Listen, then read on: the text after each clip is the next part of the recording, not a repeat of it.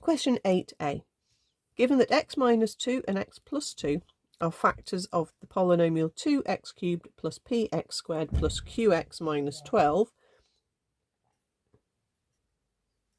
find the values of p and q. So when we know something is a factor, we know that the value that comes from that bracket, so x being 2 from that one, and x being minus 2 there, those are values which are going to substitute in and work. In other words, it's going to make it equal to 0 as you sub it in. So if I say f of 2 equals 0, that means that this is f of x, and that means that when I substitute in x as a 2, we're going to get an answer of 0. So I can say that 2 times 2 cubed plus p times 2 squared plus q times 2 minus 12 equals 0. So that's a 2 times an 8, which is 16. That's a 4p and a 2q and a minus 12, which gives me 4p plus 2q plus a 4. Let's just hop that over and say equals negative 4 over there. So the other thing is that the other bracket also works. So that means when I substitute in a negative 2, it's also going to come to 0. So I'm going to have 2 times minus 2 cubed plus p times minus 2 squared plus q times minus 2 take away 12 equals 0.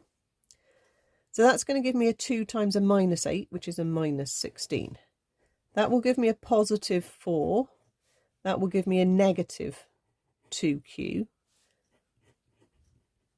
So therefore this one is going to give me 4p minus 2q. They add together to make 28. Let's hop it across. Positive 28 on that side. So I've got two equations here. I've actually got a choice of how I want to solve them. I could subtract them to get rid of the p terms, or I could even add them to get rid of the q terms. It really doesn't matter. Let's subtract them this time.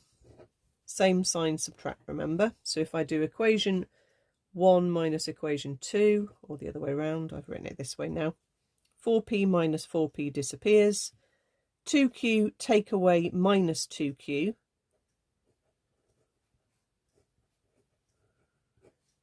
Gives me 4q.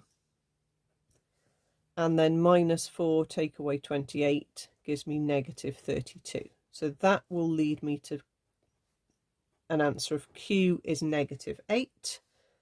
And then if I sub back into one of them, let's come back into 4 lots of p plus 2 lots of minus 8, which is minus 16. Solve that by hopping the 16 across. Minus 4 add 16 is positive 12. And that gives me p is 3. And I can double check that works in that equation. 4 times 3 is 12. That would give me n plus 16. And 12 add 16 is 28. So that's worked. So p is 3. Q is minus 8. Okay. Bit of a faff to work it out, really. It's not the easiest pair of simultaneous equations they could have given us, but that's the process.